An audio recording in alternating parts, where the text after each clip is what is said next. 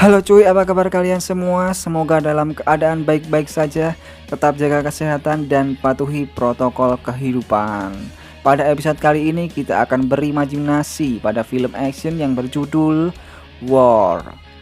Tokoh utama pada film ini diperankan oleh Jason Statham dan Jet Li, menceritakan kisah seorang polisi dalam mengatasi gangster Yakuza dan triad di Amerika. Kira-kira bagaimana kisahnya? Tanpa berlama-lama, ayo kita langsung menuju ke ruang movie story.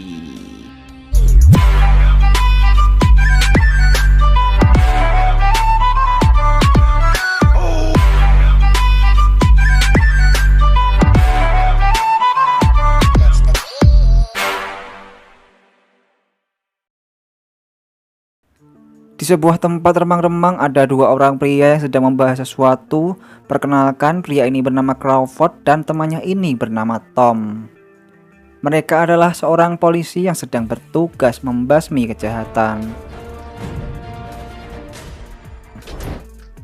Ketika mereka beraksi di sana ternyata ada pembunuh berbahaya bernama Roju. Crawford hampir dimangsa oleh Roju. Untungnya Tom datang tepat waktu, menembak tepat pada wajahnya sehingga membuat Roju terpental ke lautan. Dan akhirnya mereka berdua bisa bebas malam itu. Selepas misi tersebut, Crawford dan Tom berencana menggelar acara makan bersama keluarga. Namun acara tersebut gagal karena Roju ternyata masih hidup dan ia menyerang rumah Tom sehingga membuat Tom sekeluarga pun tewas.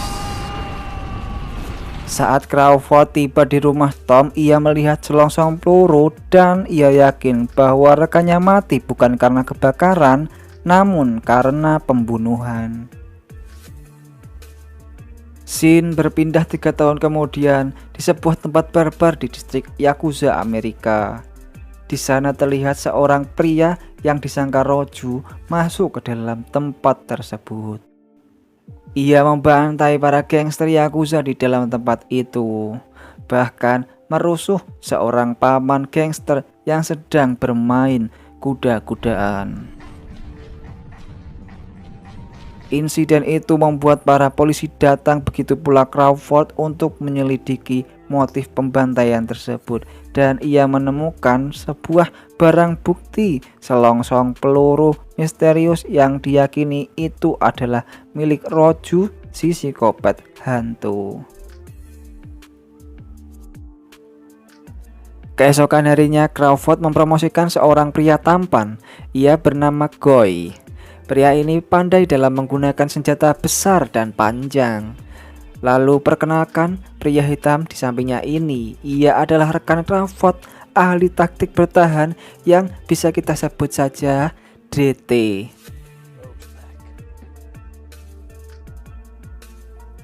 Terpantau seorang pria misterius yang berada di sebuah rumah mewah.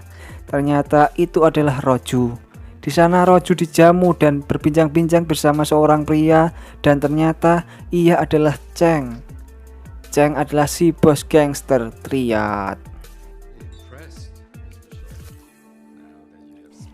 Cheng membahas misi selanjutnya untuk Roju, yaitu membajak perhiasan kuda emas milik Yakuza yang digadang-gadang itu merupakan barang mewah jika dijual di pasar maling.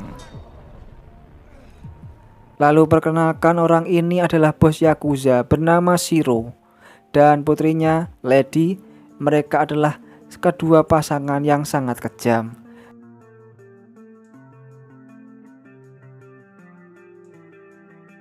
Pada suatu malam gelap gulita terlihat sebuah razia polisi ilegal.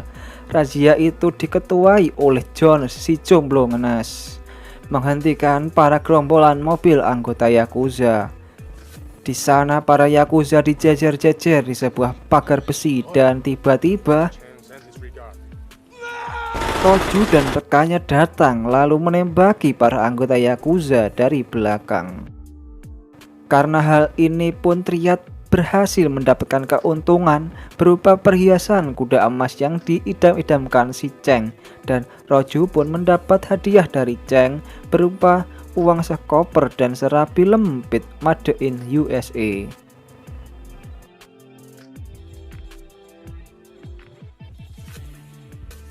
Crawford adalah polisi cerdik. Ia mengetahui bahwa insiden pembunuhan Yakuza ada campur tangan polisi di dalamnya.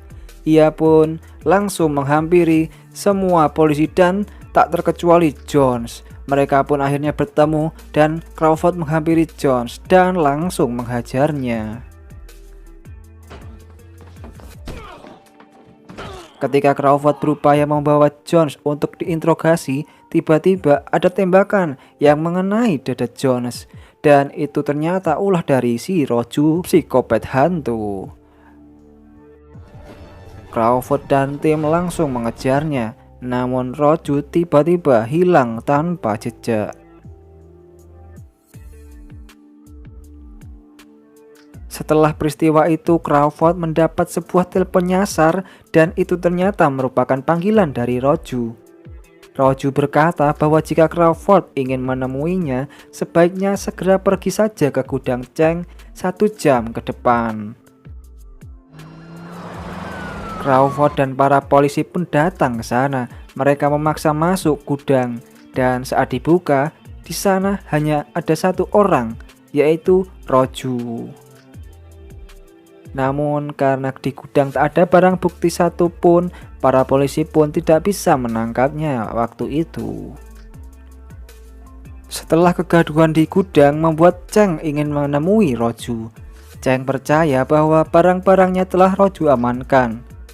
Cheng juga berkata bahwa anggotanya harus berhati-hati sekarang dengan polisi karena mereka telah menyadari gerak-gerik triad, khususnya polisi yang bernama Crawford.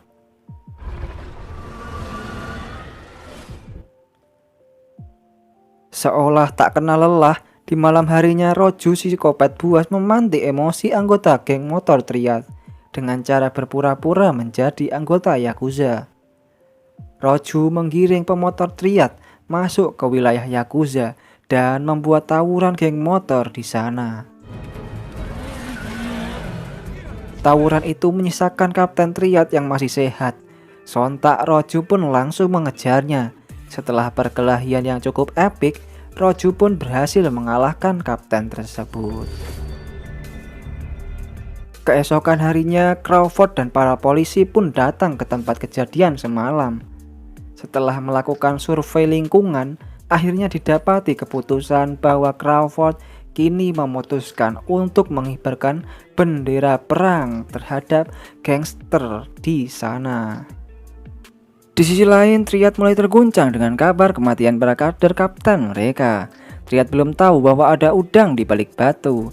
Saat Joy pengawal Cheng keluar, Roju menemuinya untuk membantu Joy menghidupkan rokok. Joy terpancing dengan kode Roju, sehingga membuat pasukan Triad yang dipimpin Joy pada malam harinya menyerang suatu tempat. Tempat itu adalah kedai teh Mbak Juminten yang berisi anggota Yakuza. Sehingga pertarungan antara Kapten Triad dan Kapten Yakuza pun tak terelakkan. Setelah penyerangan tersebut, Cheng, bos Triad, menghubungi Roju dan curhat menyalahkan Joy pengawalnya. Padahal yang sebenarnya adalah Roju tak hanya masuk anggota Triad saja, namun ia juga bekerja untuk anggota Yakuza. Saat Roju dan Lady bertemu, Lady memberitahu bahwa ayahnya, Shiro, kini menginginkan misi tambahan, yaitu kematian si bos Triad, Cheng, beserta istri dan anaknya. Di sisi lain, Crawford sebagai polisi cerdas terus mencoba menguak identitas Roju yang sebenarnya, hingga didapati bahwa Roju ternyata pernah melakukan operasi di bagian wajahnya.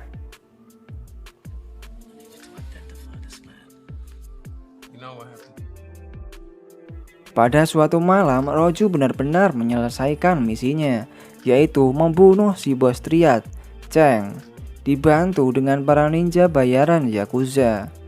Namun ketika para ninja bertanya tentang kematian istri dan anak Cheng, hal itu membuat perkelahian antara mereka.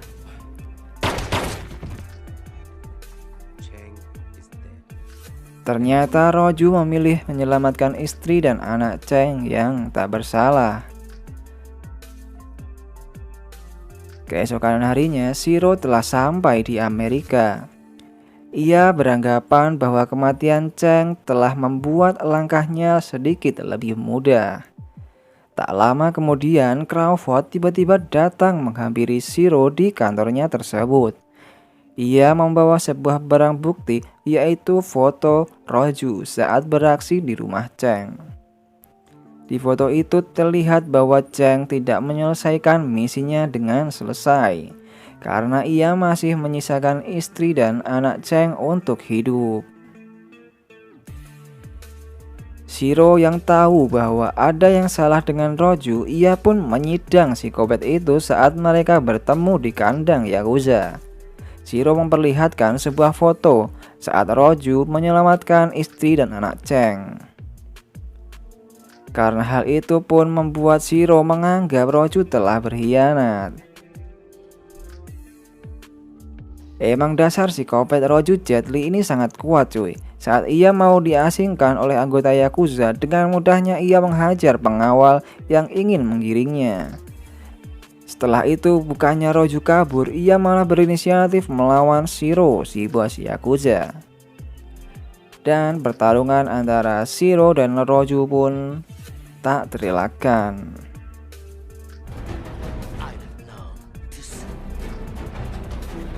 Saat pertempuran epik antara Shiro dan Roju berlangsung, terkuak sebuah fakta menarik nih, bahwa sebenarnya Roju psikopat asli anak buah Yakuza telah mati lebih dulu di waktu yang lebih lama, yaitu di kematian pertama Tom. Dan Roju yang diperankan Jet Li ini adalah Tom, si polisi yang telah mengubah wajahnya untuk balas dendam atas kematian keluarganya.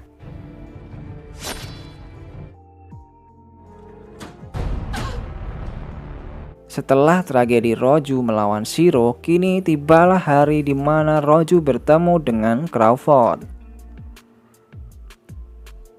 Crawford dan Roju pun bertemu. Crawford membawa satu orang teman, yaitu Goy, untuk berjaga-jaga dari kejauhan.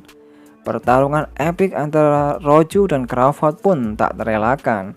Mereka saling baku hantam jual beli antara satu sama lain. Saat mereka bertarung, Roju mengatakan sesuatu bahwa ia adalah Tom, teman lamanya.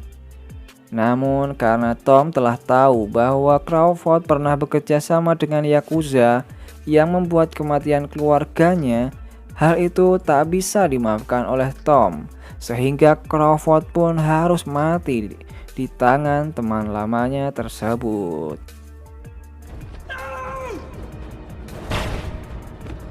Pada akhir film kita diperlihatkan Roju alias Tom menaiki sebuah mobil yang memberi sebuah kode bahwa ia memilih untuk pergi meninggalkan kota tersebut sebagai awal memulai hidup yang baru. Dan film pun tamat dengan cara membagongkan. Oke cuy, kisah yang sangat seru dan juga dramatis. Film ini mengajarkan kepada kita bahwa hidup tak boleh seenaknya saja ya. Apalagi harus merugikan teman sendiri ataupun orang lain, oke? Karena hal itu dapat merusak ikatan pertemanan. Baiklah, tetap jaga kesehatannya semuanya. Gue Jerry, undur diri. Salam sehat movie story. Yeah, stop wasting my time trying to get mine, get out the way, move, trying to get paid, bands on the way, just bought a safe, ooh, crib with a gate, I need me a lake, but that's on the way, ooh, yeah, that's on the way.